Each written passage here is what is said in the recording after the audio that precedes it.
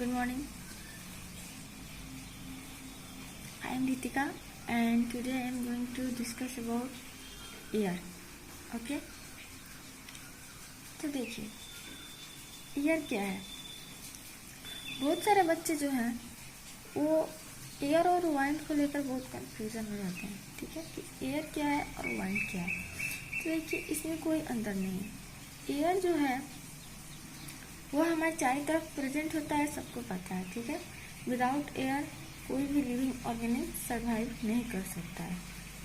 ठीक है, बट जब यही एयर मूव करने लगता है तो हम उसको वाइंड करते हैं। जैसे मान लीजिए कि अगर हम घर में बैठकर स्टडी कर रहे हैं तो वहाँ पे कोई मूवमेंट नहीं होता है एयर में, मतलब कि एयर प्रेजेंट है बट उसकी वजह से हमारे पेपर्स जो है या फिर कोई चीज़ उसमें मूवमेंट नहीं होता, वो साइलेंट होता है।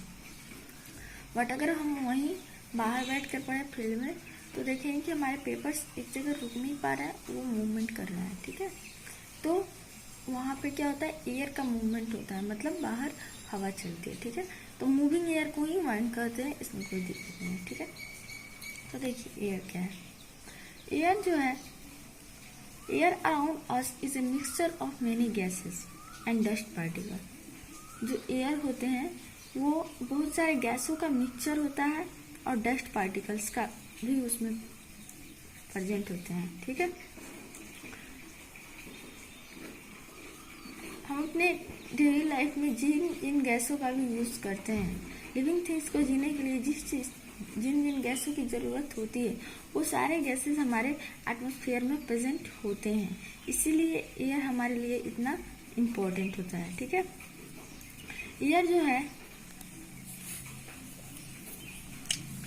Air has an indefinite shape and volume.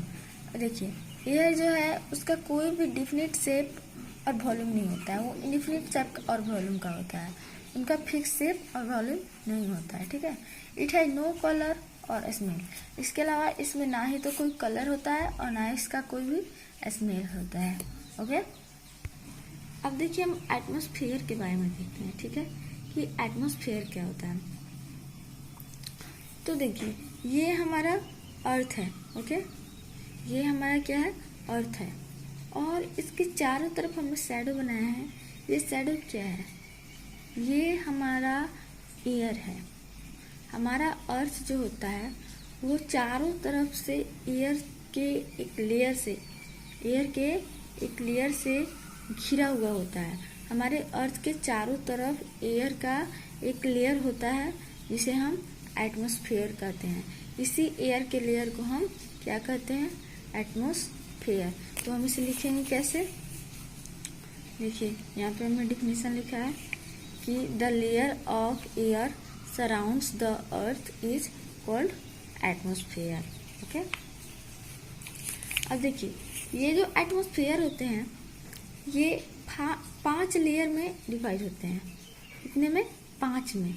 ठीक है, यहाँ पे देखिए, यहाँ पे क्या है कि नीचे कुछ डार्क सा है और फिर बाहर हल्का हो गया है।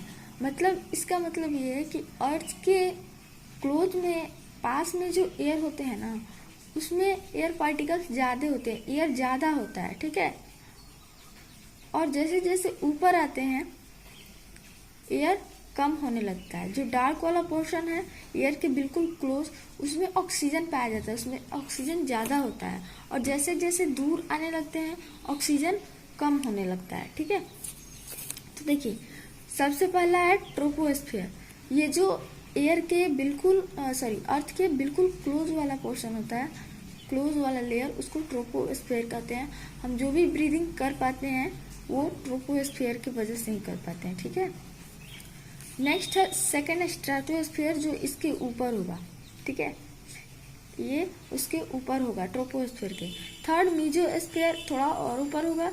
उसके बाद थर्मोस्फेयर यहाँ पे होगा, और एक्सोस्फेयर जो कि लास्ट लेयर होगा। ठीक है, यहाँ लगभग नहीं के बराबर होता है और नहीं होता है। ठीक है, अब देखिए हम इसका इमेज देखते हैं। ठीक है, देखिए ये जो है नीचे वाला, जैसा कि हमने पढ़ा ट्रोपोस्फेयर। ठीक है, ट्रोपोस्फेयर के ऊपर एक और लेयर होता है एयर का, जो कि ट्रोपोस्फेयर को इसके ऊपर वाले लेयर से, स्ट्राटोस्फेयर से सेपरेट करता है। ठीक है, क्या करता है? सेपरेट करता है। और इसका नाम क्या है? ट्रोपोपॉज। इसको हम ट्रोपोपॉज बोलते हैं। ठीक है, जब तक जो ह्यूमन है, जब भी स्पेस में जाते हैं या फिर ऊपर जाते हैं, तो हाँ स्पेस पे मतलब, तो यहाँ तक जब जाइएगा तो टेम्परेचर सेम रहेगा। ठीक है, एयर का टेम्परेचर सेम रहेगा। बट जैसे ही ट्रोपोपॉज में इंटर करेंगे तो ऊपर जाने के बाद क्या होगा, जैसे यहाँ से हम आगे बढ़ेंगे टेम्परेचर डिक्रीज करते जाएगा। ठीक है, तो इसके बारे में हम देखेंगे डिटेल में आगे। ठीक है, उसके बाद नेक्स्ट स्ट्राटोस्फेयर। स्ट्राटोस्फेयर के ऊपर भी एक ऐसा ही लेयर है जिसको स्ट्राटोपॉज कहेंगे। फिर नेक्स्ट मीजोस्फेयर। मीजोस्फेयर के ऊपर भी एक ऐसा ही लेयर होगा जिसे हम क्या कहेंगे? मीजोपॉज। फिर नेक्स्ट थर्मोस्फेयर और एक्जियोस्फेयर। ठीक है, तो इन्हें समझ में आया। देखिए, अब हम इसको एक एक करके डिटेल में पढ़ते हैं। ये हमारा पहला लेयर है अर्थ का, जिसे हम क्या कहते हैं? ट्रोपोस्फेयर। तो इसके बारे में हम देखते हैं।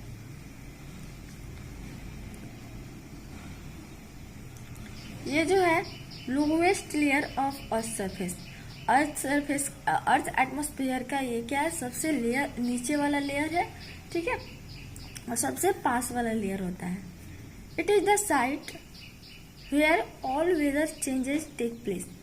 ये वो जगह है, वो लेयर है जहाँ पे जितने भी वेदर चेंजेस होते हैं, जैसे कभी कभी ह्यूमिड हो जाता है, कभी बारिश आती है या फिर धूप होता है, तो जो भी वेदर चेंजेस होते हैं वो कहाँ पे होते हैं?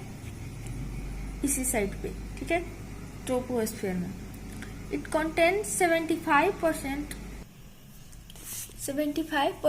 Of the atmosphere mass. मतलब एटमॉस्फेयर के जितना भी मास है, मतलब जितना भी एटमॉस्फेयर है उसका 75% पोर्शन जो है वो ट्रोपोस्फेयर का है। ठीक है, and 25% of the total mass of water vapour. Water vapour जो होता है, जो बादल होता है जिसकी वजह से, उसका 25% मास जो है वो ट्रोपोस्फेयर में होता है। ठीक है, the total average height of the troposphere is 13 kilometre. Troposphere का जो हाइट है वो 13 किलोमीटर होता है। कहाँ से? अर्थ के सरफेस से। Okay, above the troposphere is the tropopause. जैसा कि हमने इमेज में देखा, ट्रोपोस्फेयर के ऊपर ट्रोपोपॉज था। ठीक है, which is the border between troposphere and stratosphere. जो स्ट्राटोस्फेयर और ट्रोपोस्फेयर के बीच क्या था?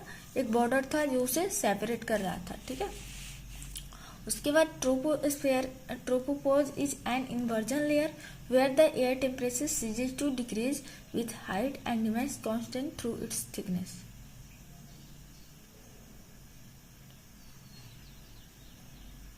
तो ट्रोपोपॉज जो है is an inversion layer where the air temperature ceases to decrease. जहाँ से ये टेम्परेचर क्या होगा? डिक्रीज होना शुरू हो जाएगा। ठीक है, और वहां तक क्या होगा? रिमेन कांस्टेंट, चेंज नहीं होगा। ठीक है, अब हम देखते हैं नेक्स्ट स्ट्राटोस्फेयर। ठीक है, देखिए, stratosphere is the second layer of earth atmosphere. Stratosphere जो है अर्थ एटमोस्फेयर का सेकेंड लेयर है। ठीक है, the stratosphere extend from the top of the troposphere to about 50 kilometre above the ground. Stratosphere जो है वो ट्रोपोस्फेयर के ऊपर होता है और वो ग्राउंड से 50 किलोमीटर ऊपर तक फैला हुआ होता है। ठीक है,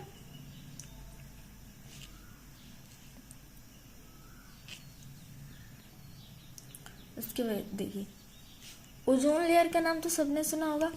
ओजोन लेयर एक प्रोटेक्टिव लेयर है जो कि सन से आने वाली जितने भी हार्मफुल रेज हैं उनसे हमें प्रोटेक्ट करता है। अगर ओजोन लेयर नहीं होता तो अर्थ पे लाइफ पॉसिबल ही नहीं होता। ठीक है, तो ओजोन लेयर के बारे में डिटेल में हम किसी दूसरे चैप्टर में पढ़ेंगे। ठीक है। तो देखिए, the infamous ozone layer is found in the layer in this layer absorb high energy from UV energy from the sun, converting the UV energy into heat। Ozone layer क्या करता है कि जो भी हार्मफुल रेज आते हैं उनको वो ऑब्जर्व कर लेता है, और सबसे हार्मफुल रेज जो होता है सन से आने वाला वो होता है यूवी रे, जिसको हम अल्ट्रा वायलेट रे कहते हैं। ठीक है, इसको ऑब्जर्व कर लेता है और इसकी एनर्जी को हीट एनर्जी में बदल देता है।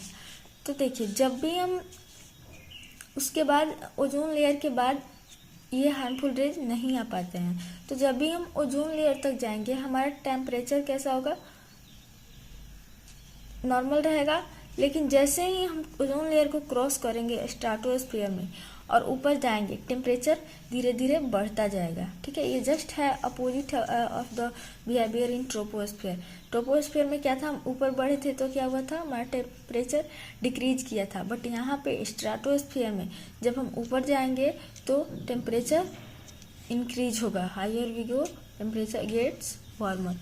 ठीक है, तो देखिए, इसके अलावा जब टेम्परेचर वहाँ हाई हो जाता है, ठीक है, तो वहाँ पे कोई भी क्लाउड्स वगैरह नहीं होते हैं, कोई भी डिस्टर्बेंस नहीं हो पाता है। वहाँ पे स्ट्रेटोस्फीयर जो बिल्कुल क्लियर होता है, किसी प्रकार की उसमें टर्बुलेंस नहीं होती है। इसकी वजह से जो फ्लाइट वगैरह हैं, एयरक्राफ्ट, वो स्ट्रेटोस्फीयर में ही चलते हैं। ठीक है, वो स्ट्रेटोस्फीयर में ही चलते हैं। ठीक है, स्ट्रेटोस्फीयर में कहाँ चलते हैं, जो हमारा ट्रोपोस्फीयर के ऊपर ट्रोपोपोज था ना, ट्रोपोस्फीयर के ऊपर ट्रोपोपोज, उस ट्रोपोपोज के बिल्कुल ऊपर बिल्कुल क्लोज वहीं पे चलते हैं एयरक्राफ्ट। ठीक है,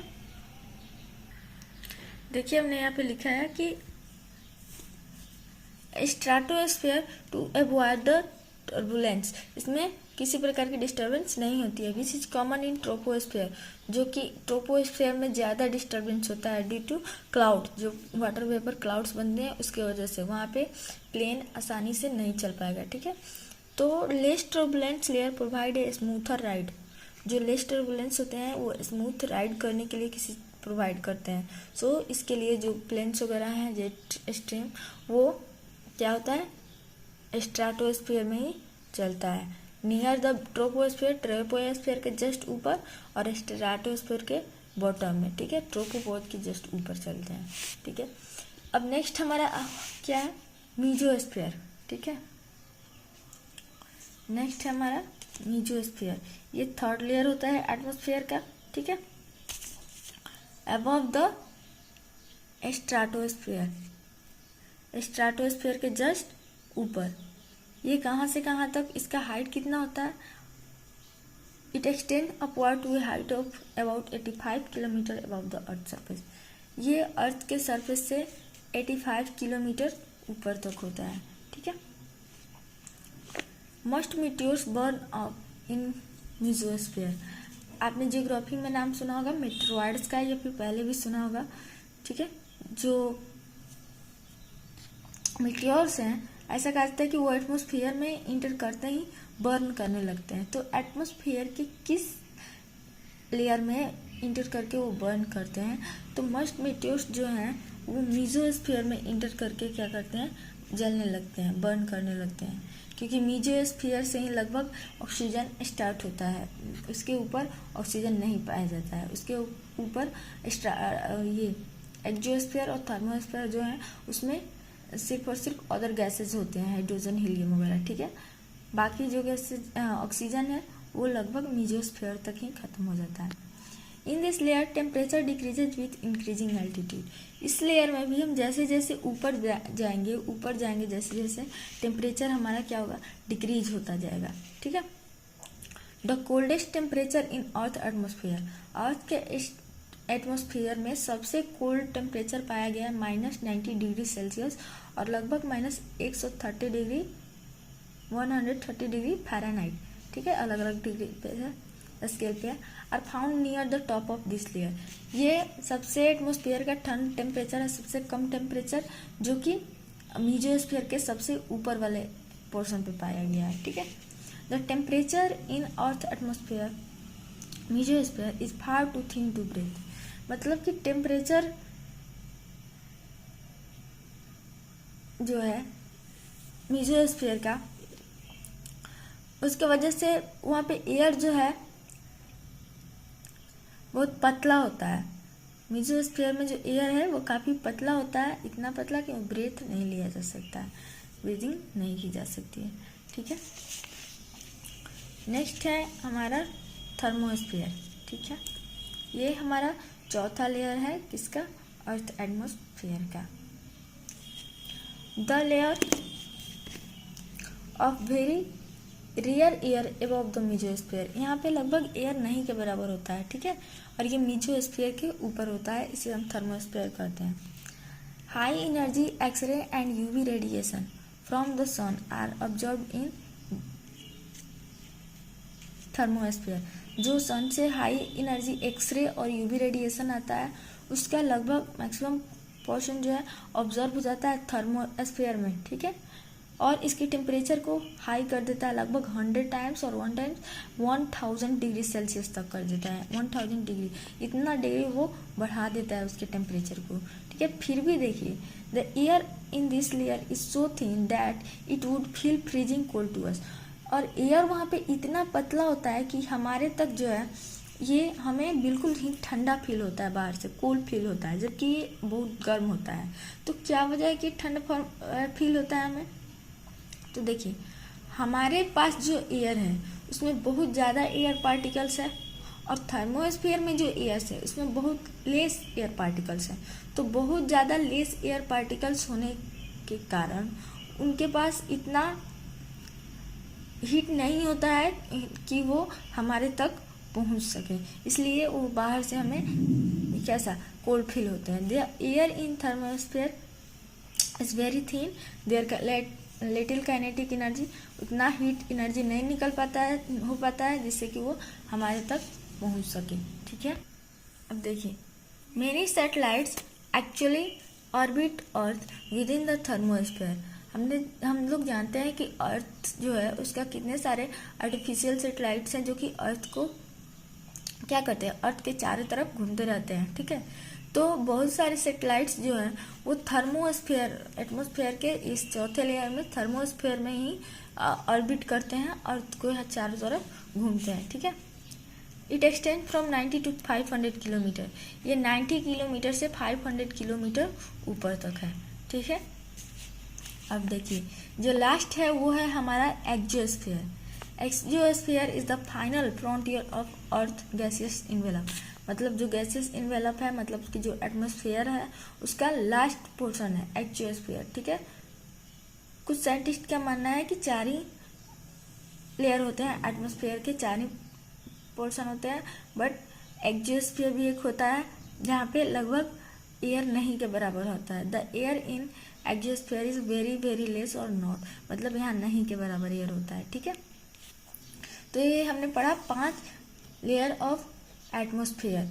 क्या क्या था, ट्रोपोस्फेयर, स्ट्रेटोस्फेयर, मेसोस्फेयर, थर्मोस्फेयर और एक्जियोस्फेयर। ठीक है, अब हम देखते हैं इम्पोर्टेंस ऑफ एयर। एयर कितना इम्पोर्टेंट है हमारे लिए। देखिए, air is the prime reason of existence of life on earth. Earth पे लाइफ एग्जिस्ट करने के लिए सबसे मेन चीज़ जो है, प्राइमरी फैक्टर, वो क्या है, एयर। बिना एयर लाइफ एग्जिस्ट कर ही नहीं सकता है अर्थ पे। It support plant animal and other organism, plant animal या जो भी ऑर्गेनिज्म लिविंग उनको सपोर्ट करता है। ठीक है, जीने के लिए, ब्रीदिंग करने के लिए सपोर्ट करता है। उसके अलावा the ozone layer present in atmosphere protect the earth from the UV rays of sun and becoming too hot. Ozone layer जो है अगर नहीं रहता तो सन से जो भी रेज आते हैं उससे अर्थ बिल्कुल हॉट हो जाता, वो स्टेबल नहीं रह पाता, जैसे कि लाखों करोड़ों साल पहले होता था, अर्थ बिल्कुल आग के गोले की तरह होता था। तो ये सब कैसे पॉसिबल हुआ, ओजोन लेयर के बनने की वजह से। तो अगर ओजोन लेयर ना होता, एटमॉस्फेयर ना होता, एयर ना होता, तो कैसे ओजोन लेयर बन पाता और अर्थ कैसे स्टेबल रह पाता। सो air is very important for us. Okay. अब हम देखते हैं कंपोजिशन ऑफ एयर कि एयर में क्या क्या होता है, मतलब कौन कौन से गैसेस होते हैं और कितने कितने अमाउंट में होते हैं। तो देखिए यहाँ पे नाइट्रोजन जो है सबसे ज़्यादा अमाउंट में होता है, किसमें, एटमॉस्फेयर में सबसे ज़्यादा पाया जाने वाला नाइट्रोजन होता है। और ये कितना परसेंट होता है, पूरे एटमॉस्फेयर पूरे गैसेस के 78.08% होता है। उसके बाद सेकंड मेजोरिटी पे ऑक्सीजन है जो कि 20.95% होता है, इसको हम 21% भी बोलते हैं, ठीक है। ऑक्सीजन 20.95%। उसके बाद आर्गन जो कि बल्ब वगैरह बनाने में हेल्प करता है, वो 0.93% होता है। क्रिप्टन 0.0001%। कार्बन डाइऑक्साइड ये 0.038% होता है, ठीक है। फिर जेनॉन ये 0.009%। नियोन 0.0018%। हाइड्रोजन 0.005%। हीलियम 0.0005%। ओके, तो ये हमारा टॉपिक ख़त्म हुआ एयर। ये मेरा पहला वीडियो है, सो प्लीज़ आप इसको लाइक, सब्सक्राइब और कमेंट करें जिससे कि मुझे आगे वीडियो बनाने के लिए